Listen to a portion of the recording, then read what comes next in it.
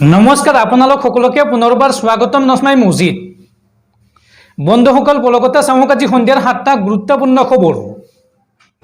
প্ৰথমটো খবৰ, গৌতম আদানী সন্দৰ্ভত পুনৰ বিস্ফোৰক মন্তব্য হিণ্ডেনবাৰ্গ ৰিচাৰ্চৰ। আদানী গ্ৰুপৰ কেলেংকাৰীৰ সৈতে সম্পৰ্ক আছে সেবিৰ। আদানী গ্ৰুপৰ কেলেংকাৰীৰ সৈতে জড়িত সেবিৰ মুৰব্বী মাধাৱী বুছ আৰু স্বামী ধৱল বুছ। হিণ্ডেনবাৰ্গ ৰিচাৰ্চৰ শেহতীয়া প্ৰতিবেদনত প্ৰকাশ পাইছে এই চাঞ্চল্যকৰ তথ্য। পৰৱৰ্তী খবৰ, ৰাজ্যবাসীলৈ ভাল খবৰ। কাইলৈ ৰাজ্যৰ লাখ লাখ লোকৰ বেংক একাউণ্টত সোমাব চৰকাৰী ধন। কাইলৈ পুৱা 10 বজাৰ লগে লগে ৰাজ্যৰ লাখ লাখ লোকৰ বেংক একাউণ্টত অসম চৰকাৰে সোমোৱাই দিব ধন। কাৰ কাৰ বেংক একাউণ্টত কাইলৈ চৰকাৰী ধন সোমাব চাওঁ আহক। ৰাজ্যৰ চৰকাৰী আঁচনিৰ হিতাধিকাৰীৰ বাবে ভাল খবৰ আহিছে। কাইলৈ পুৱা 10 বজাৰ লগে লগে ৰাজ্যবাসীয়ে পাব ভাল খবৰ।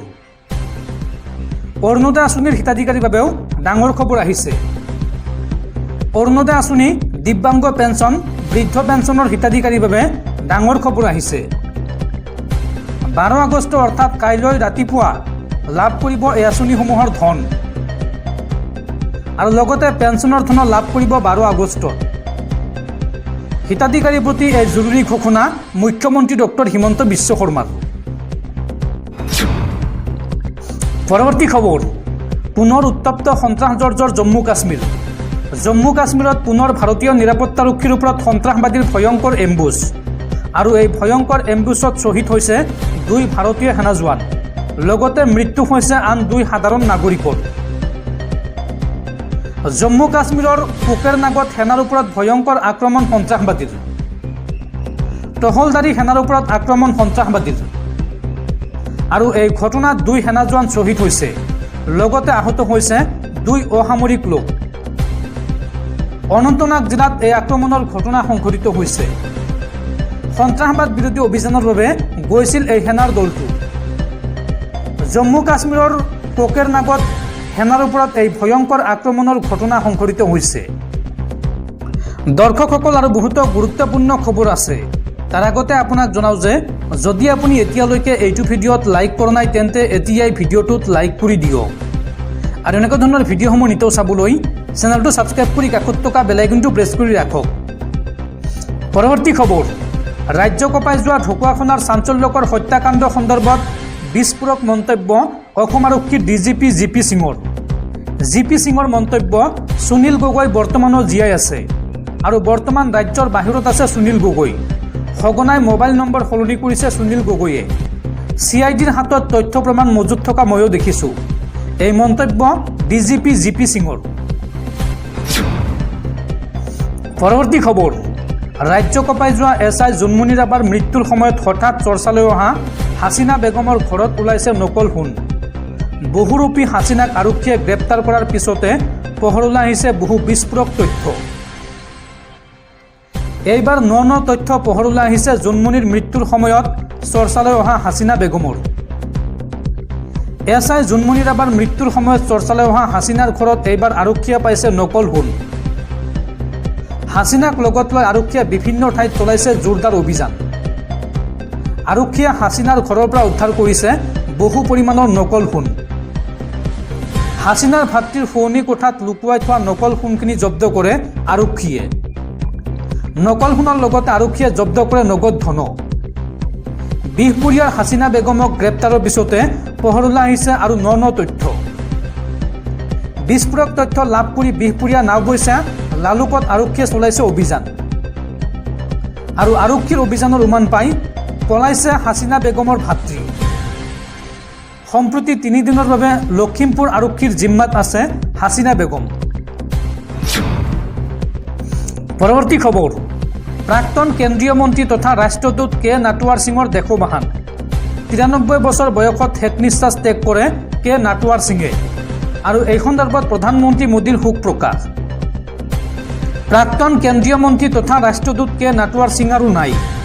93 বছৰ বয়সত শনিবাৰে নিশা শেষ নিশ্বাস ত্যাগ কৰে প্ৰাক্তন মন্ত্ৰী তথা কংগ্ৰেছ নেতাগৰাকীয়ে। গুৰুগ্ৰামৰ মেদন্ত চিকিৎসালয়ত চিকিৎসাধীন অৱস্থাত শেষ নিশ্বাস ত্যাগ কৰে নাটৱাৰ সিঙে।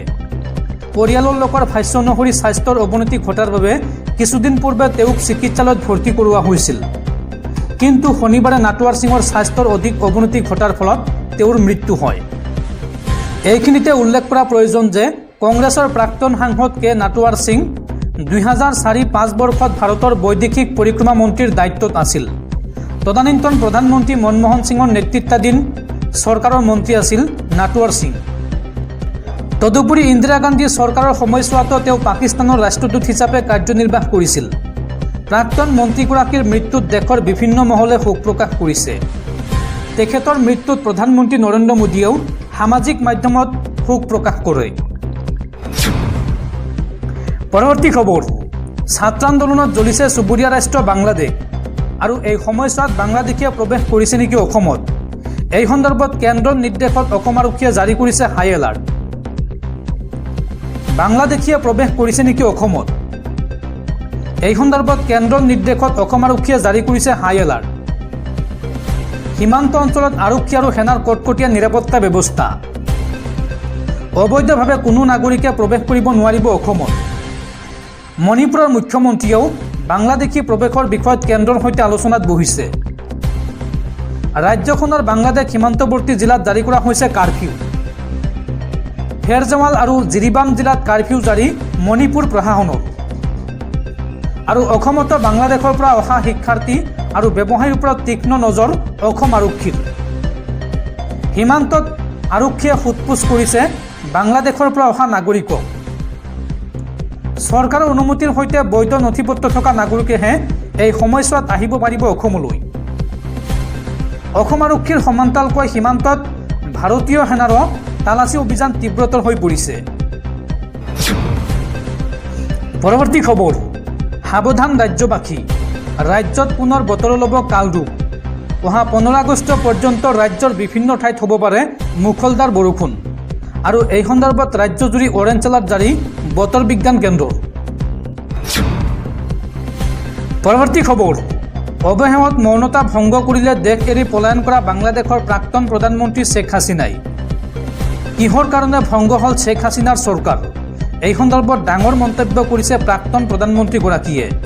শ্বেখ হাছিনাৰ মতে আমেৰিকাৰ বাবে ভংগ হ'ল শ্বেখ হাছিনাৰ চৰকাৰ আৰু এই সন্দৰ্ভত শ্বেখ হাছিনাই মন্তব্য কৰি কয় যে অতি সোনকালে মই বাংলাদেশলৈ উভতি যাম। মই অতি সোনকালে উভতি আহিম ইনশাআল্লাহ, এই মন্তব্য শ্বেখ হাছিনাৰ। শ্বেখ হাছিনাৰ লগতে মন্তব্য কৰি কয় যে মোৰ পৰাজয় দেশবাসীৰ জয়। এই সন্দৰ্ভত অৱশেষত মৌনতা ভংগ কৰিলে শ্বেখ হাছিনাই। শীঘ্ৰেই বাংলাদেশলৈ উভতি যোৱাৰ কথা ক'লে শ্বেখ হাছিনাই। বাংলাদেশৰ বৰ্তমান পৰিস্থিতিৰ বাবে দায়ী কোন? আমেৰিকাৰ বাবে গাদীচ্যুত হ'ল নেকি শ্বেখ হাছিনা? হাছিনাৰ মতে আমেৰিকাই হাছিনাৰ পৰা বিচাৰিছিল বিমানবন্দৰ আৰু বিমানবন্দৰ দাবীৰ পিছতে আমেৰিকাৰ সৈতে সম্পৰ্কৰ অৱনতি ঘটিছিল হাছিনাৰ।